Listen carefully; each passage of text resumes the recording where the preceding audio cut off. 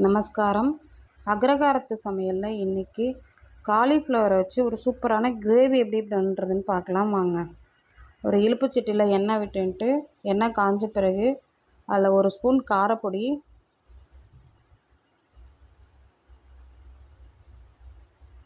கொஞ்சமாக மஞ்சள் பொடியை போட்டுன்ட்டு இது தீரத்துக்குள்ளே காலிஃப்ளவரை ஏற்கனவே வேக வச்சு எடுத்து வச்சுட்டுருக்கேன். அதை அது கூட சேர்த்துன்றேன்.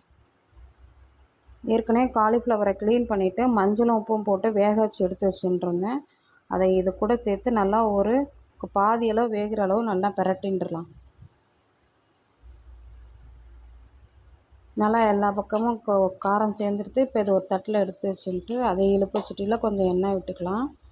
அதில் ஒரு 5 பெரிய வெங்காயம் நறுக்கி சேர்த்துட்டுருக்கேன்.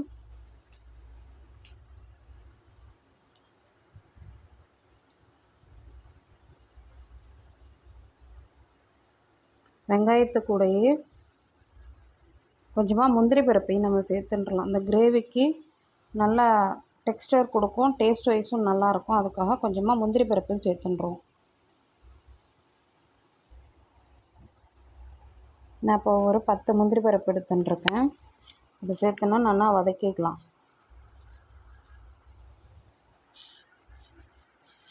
நல்லா இந்தளவு வதங்கி வந்த பிறகு இது நம்ம ஆற வச்சுக்கலாம். ஆற வச்சுட்டு ஒரு மிக்ஸி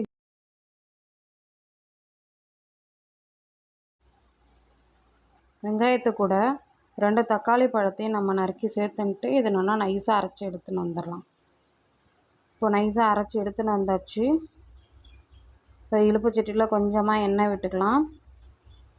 எண்ணெய் காஞ்ச பிறகு அதில் ஒரு பிரிஞ்சி இலை, 2 பட்டை, ஒரு கடல் பாசி, கொஞ்சமாக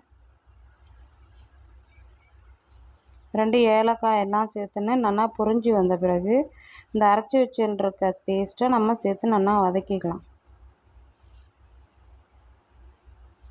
இது கூடவே நம்ம கொஞ்சம் 1 ஸ்பூன் அளவுக்கு இஞ்சி பூண்டு பேஸ்ட்டையும் சேர்த்துன்னு இதை வதக்க ஆரம்பிக்கலாம். அடுப்பை பெருசாக வச்சுக்கொண்டா கொஞ்சம் லோ ஃப்ளேம்லேயே வச்சுக்கோங்க. இந்த அளவு கொதித்து வரட்டும். இப்போது நம்ம இதில் உப்பு காரம்லாம் சேர்த்துன்றலாம். ஒரு 2 ஸ்பூன் அளவுக்கு மல்லித்தூள் சேர்த்துட்டுருக்கேன். காரப்பொடி 1 ஸ்பூன், கொஞ்சமாக மஞ்சள்தூள் சேர்த்துட்டுருக்கேன். கரம் மசாலா பொடியை 1 ஸ்பூன் சேர்த்துட்டுருக்கேன். காரம் உங்களுக்கு வேணுங்கிற அளவு சேர்த்துக்கோங்க. இப்போது இதுக்கு வேணுங்கிற அளவு உப்பையும் சேர்த்துட்டாச்சு. நல்லா கலந்து விட்டுக்கலாம். இதை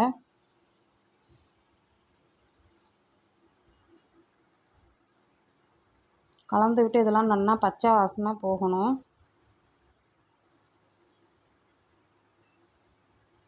எண்ணெய் பிரிஞ்சு வர வரைக்கும் நல்லா வதக்கிக்கலாம். நம்ம இது இப்போ எண்ணெய் லேசாக பிரிஞ்சு வர ஆரம்பிச்சிடுத்து. இப்போ ஏற்கனவே வதக்கி வச்சுட்டுருக்க காலிஃப்ளவரை நம்ம இது கூட சேர்த்துக்கலாம். காலிஃப்ளவர் ஆல்ரெடி பாதி அளவு நம்ம வறுத்து வச்சுட்டுருக்கோமா, பாதி அளவு வெந்திருக்குமா, இன்னும் கொஞ்சமாக இதில் தண்ணி நம்ம ஆட் பண்ணிட்டுலாம்.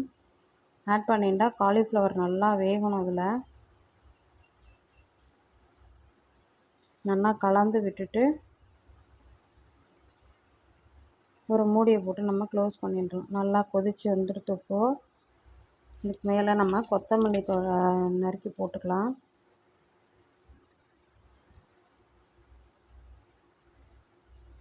டேஸ்டியான காலிஃப்ளவர் கிரேவி நமக்கு ரெடி ஆகிடுது. இது சாதத்து கூடயும் நல்லாயிருக்கும், சப்பாத்தி தோசைக்கும் ரொம்ப நல்லாயிருக்கும். நீங்களும் அந்த காலிஃப்ளவர் கிரேவியை ட்ரை பண்ணி பார்த்துட்டு எப்படி இருக்குன்னு எனக்கு கமெண்ட் பண்ணுங்க. அக்ரஹாரத்து சமையல் சேனலை சப்ஸ்கிரைப் பண்ணுங்க. தேங்க்யூ.